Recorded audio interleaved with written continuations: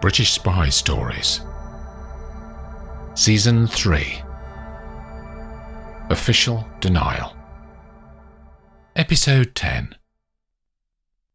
The bar in the Bluebecker Hotel is quiet at this hour. It's dark outside, but people haven't started to come down for pre-dinner drinks from the rooms upstairs, nor in from the street to meet friends in the hotel. Gabby and Kate order red wine and find a table to one side of the room. "How's Jenny?" says Kate as they sit. Hans picked her up at lunchtime from the hospital. "Arm in a sling, but she seems okay-ish. She's asleep upstairs. Would you put her back into active conflict again?" Kate watches Gabrielle's face. "Not yet." "You sending her home?" "I'll see how she is tomorrow," says Gabby. They both take mouthfuls of Malbec. "Before you go, Kate, I wanted to get your views on a new plan for Redwick." "Okay." "Hans reckons he can get armed drones through the supply lines from Berlin and out to us in a few days. Would you still need me then?" says Kate. "Yes, I need you. I definitely want you there."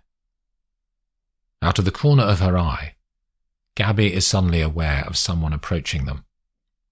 Laravel arrives and sits. "My phone woke me up," she says. "It was a message from Olena, inviting me and Hans to dinner tomorrow. She said they've got something they want to talk about." "Where are you meeting?" says Gabby. "At Olena and Overbeck's place. A chance to talk to him, maybe," says Laravel. "What do they want to discuss?" "No idea. We just talked about girly stuff when I had those drinks with them the other night." "You feel up to it?" "Of course. I'll say just fell off a ladder or something decorating." She taps her fingers on her sling. It had been a surprise to Victor when the text message buzzed into his phone from an unknown number 2 days ago. Only when he read it did he remember that Olena had said that she was going to talk to her new girlfriend's husband about getting him a job. The guy's name is Taras, and when they met for a drink last night, he said that he'd need a driver after getting into an accident that prevents him from driving himself for a few weeks. Victor had accepted immediately, and Taras had pulled out a new mobile phone from his pocket and told Victor to keep it turned on day and night so that he can message him at any time. He also told Victor to turn off his own mobile phone whenever he is on business with Taras, so that he has his undivided attention. Victor pushes down on the pedal and the Mercedes rolls up the ramp of the underground car park and out into the darkness. They drive for half an hour, Taras telling him which route to take at each junction. Victor asks if he could just punch in the destination to the sat-nav, but Taras says he doesn't trust them and wants to stick to manual navigating. Eventually, Taras tells him to take the next right-hand turning. They have driven north as far as Victor can tell. The land is dead flat here, stretching off to either side of the main road, with few discernible features. They arrive at an industrial estate that looks deserted, but when Victor pulls into the main yard of the place, he can see a few lights on in the windows of some of the units. People working late and catching up on the day's correspondence, he thinks. Taras tells him to park over to one side, out of the way, and to reverse into the space, so they can see the yard easily from where they stop. Then they wait. Taras seems to be a man of few words. Victor talks at first, but Taras doesn't want to have a conversation. After what the clock in the car says is 20 minutes, but feels longer to each of them for different reasons, the sound of a vehicle pulling off the road crawls in from the highway. The beams from the headlights slowly grow in intensity. Then an articulated lorry pulls around the corner of the building and hisses to a standstill in the centre of the yard. A driver jumps down and walks towards a man who has appeared from one of the units. They talk quietly. Then the driver gets back in, pulls the lorry around, and reverses it into the loading bay on Unit 3. 2 other men appear from within the bowels of the building, one with a forklift truck. The driver opens the rear doors to his cargo, and the men start to unload crates from the trailer. "Victor," says Taris suddenly. Victor jumps slightly, as he had been concentrating on the men and their work. "Yes, Taris." "Have you ever used a gun?" Victor turns to him. Given that their car is intentionally away from the security lights, he can't see Taris's features, and his face is in black shadow. "My uncle had guns and taught me when I was a kid," says Victor. "Good. Take this." Taris opens the glove box and holds out a Grash Yarigin pistol to him. Victor pulls out the magazine to check, and it's full of bullets. They wait in silence again for a few moments. "What are we going to do?" "I need you to cover me in a minute." Victor doesn't push the conversation. "Come on," says Taris. He opens his car door, and Victor does too. Taris limps around to the rear of the Mercedes with a walking stick. He flips the boot open and leans in to grab a large plastic canister full of some sort of liquid. "Take this," he says, and Victor takes the weight of it. "Let's go."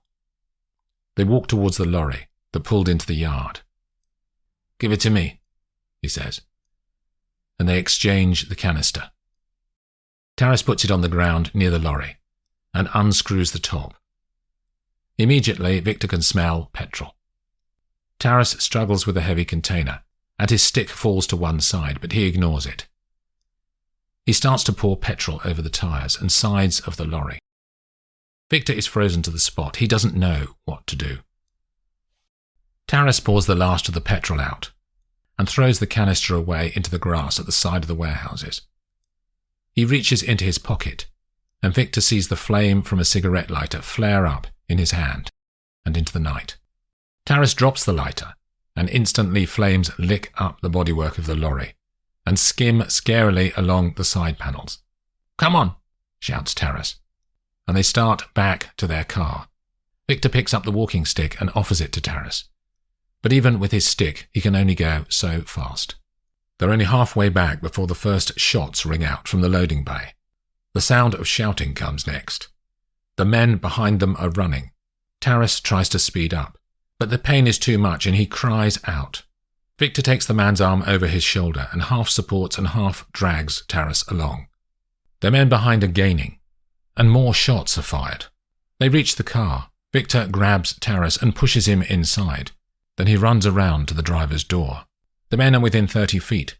Victor pulls the handgun from his waistband and does not hesitate. He fires 3 shots and one man drops down to the ground. The other 2 swerve away to either side to get out of his line of fire. Victor opens the door. More shots are coming. One hits the bonnet and bounces off, leaving a long gouge in the paintwork. Victor fires back, but can't see the men now, as the security arc lamps temporarily blind him. He climbs into the SUV and presses the starter. A shot fractures his side window. He hits the mottled glass out into the night with the side of his gun, and with one hand on the wheel, fires more bullets at the attackers. He accelerates out of the yard and drives at speed. The Mercedes skids back up the access road, and he turns back towards the city.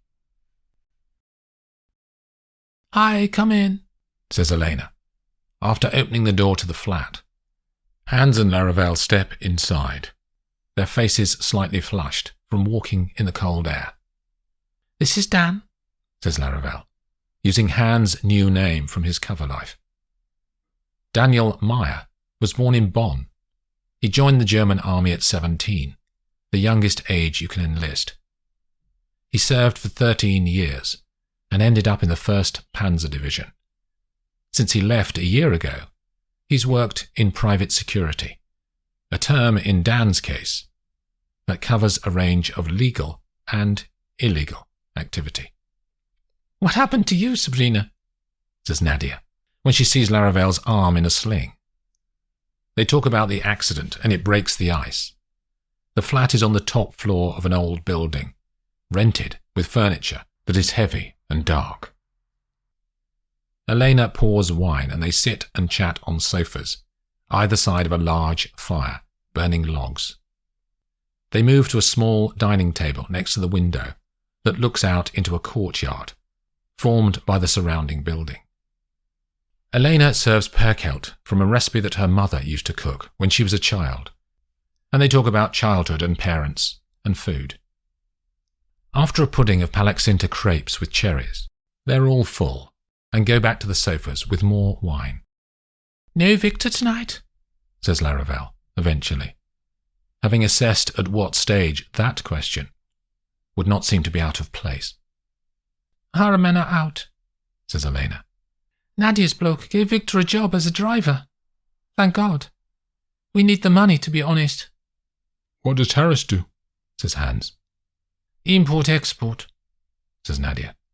"He's done it since leaving school. He doesn't know anything else." "I bet he can get hold of all sorts," says Laravel. The two women nod mildly, but don't respond with words, and Laravel thinks she may have gone too hard, too early. "What about you, Dan?" says Nadia. "What keeps you busy now you've left the army?" "Security work," says Hans. "Everyone wants security these days. That's why I came here. People worry about their safety." "You can't stop war, though." Elena's face is dead calm. "That's not what people are worried about," he says. "My clients are all important people. They're worried about personal security." "Why?" "Because they're doing deals and you can never tell who is friendly and who isn't. There are plenty of people who can get annoyed or violent." Hans wonders if he has slipped off his Daniel Mayer cover story too much, but the women don't seem to change their behaviour, if he did. "How do you get your work?" says Nadia. "People know me," he says. "I just get calls." "You're hireable then?" "Of course, that's what I do." He pauses, then decides to lead her further. "Why, you looking for security?" Olena and Nadia exchange glances. "Maybe." There are a few moments when the four of them are silent. The only obvious sound in the room is the crackle of the wood in the grate. "I have a need for something sensitive," says Nadia. "And confidential." "All my work is like that," says Hans. "No one wants their security arrangements talked about." Nadia takes a deep breath out, and there's another pause. "It's not security." "What do you mean?" he says. Voices from another flat drift in from the courtyard on the evening air. "A killing," says Nadia. The pupils in her eyes are wide. "Do you do that?" Hans looks at the flames in the grate, then turns back to Nadia's expectant eyes. "Yes," he says. "But it's expensive." "How much?" 20 grand, cash." "That's fine," says Nadia. "Who's the target?" "My husband." The words tumble out into the room. The four of them flick their eyes from one to the other, no one quite knowing how to behave. "I'll need details of his movements," says Hans. "He's at home most of the time, at the moment, because of his leg." "I'm not killing him there." "Where then?" says Nadia. "Somewhere outside the city. Remote, so there's no evidence." Nadia is silent again while her mind considers what Hans has said. "What's he done?" says Laravel. "He scares me." "You could just leave him." "He'd come after me," says Nadia. "His work is not quite what I said. He's a black marketeer. He knows people who would kill. He's killed people, I've seen it. Hans and Laravel look at each other. Are you willing to take the job? Yep, he says. Get me the information. But I'll need your help to get him out of town. Any other conversation seems banal after that, and Hans and Laravel say they need to go. They step out into the street and shut the front door to the flats behind them, then turn north. The two spies don't talk at first as they walk back to the hotel. Laravel is the first to break the silence.